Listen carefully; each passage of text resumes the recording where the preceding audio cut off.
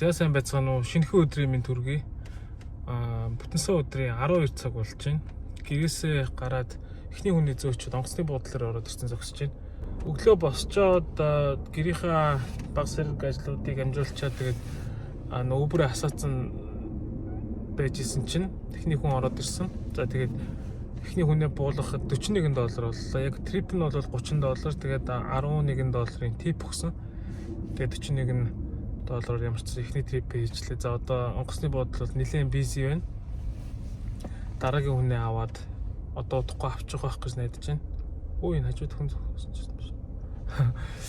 За тэгээд өнөөдөр бол нэг зорилго бол нэг $200 хийчихэд буучъя гэсэн сонирхолтой байна. Тэгэх юм бол өнөөдөр орой шөнө чөлөө 4 цагт апдейт хийгддэг баха. Юу яа? Энэ 7 хоногийн цалин маань бодогдсон өврөө. Миний данс руу орно гэсэн үг. $200 хийчих юм бол хэдүүлээ энэ 7 хоногт $1000 болно. Би нөгөө зургаар одоо ингээд графикийг оруулчих. Нэгд өдөр би $300 хийсэн, хоёр дахьд $82 илүү тий.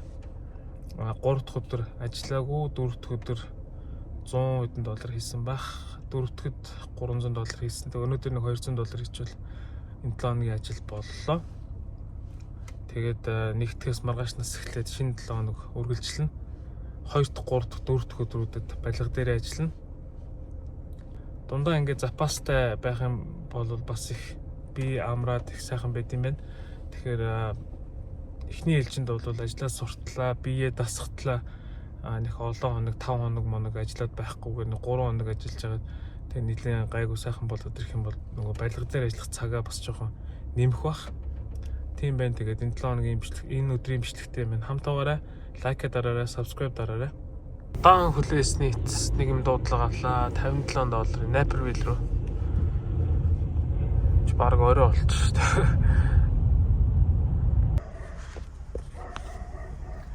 Галзуу дуудлага орж ирсэн. Онгоцны буудлаас хүнээ авч буулгаад дахиад нэг $14 трип хийчихэд бэжсэн чинь залгуулаад Chicago downtown руу шууд явах дуудлага ороод ирсэн. $45. Нэг цагаас илүү хугацаагаар явна гэсэн. За хүнээ буулгачлаа. Нэлээд хол өрөөд ирлээ. Чикагогийн нэлээд south side руу. Одоо буцаад дээшээ Чикаго руу хоосон явд юм. Энэ хавьяас хүн аваад бол дэмий авах гэж бодож байна.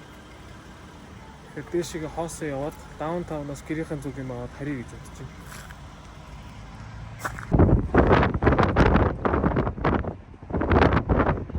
Гэрийнхэн гадаа хүрээд ирлээ. За өнөөдрийн ажил ингээд дууслаа. Бичлэгч дуусж байна. За өнөөдөр бол ажилдаа гараад $203 хийлээ. Энэ 7 хоногийн би нөгөө нэг зургуудыг аваад оруулчих. Энэ 7 хоног бол 45 цаг ажилласан байсан. Тэгээ $1021 ямар ч гэсэн Uber-ээр хийлээ. 38 трип хийсэн. Тэгээд энэ 7 хоногийн маань Uber-ийн орлого энийг би бүгдийг шууд банк руугаа татаад авна. Эндээсээ мэдээж бензин бусад зардлуудаа хасна тий. Өнөөдрийн бичлэг бол жоохон богинохон болж байгаа бах. Гэхдээ маргаашнаас дахиад шинэ 7 хоног үргэлжлээд ингээд үргэлжлүүлээ бичлэгээ хийгээд явна. Дараа маргааш бичлэгээр эргээд уулзтлаа. Түр баяртай.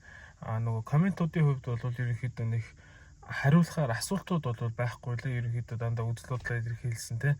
Тиймэрхүү комментууд их байсан. Бүгдийг уншиж байгаа шүү. Та бүхэн үргэлжлүүлээд коммент бичээрэй. Коммент бичиж байгаа хүмүүс нь YouTube руу орж ирээд бичээрэй, subscribe дараарай, лайк дараарай, follow хийгээрэй. За түр бай.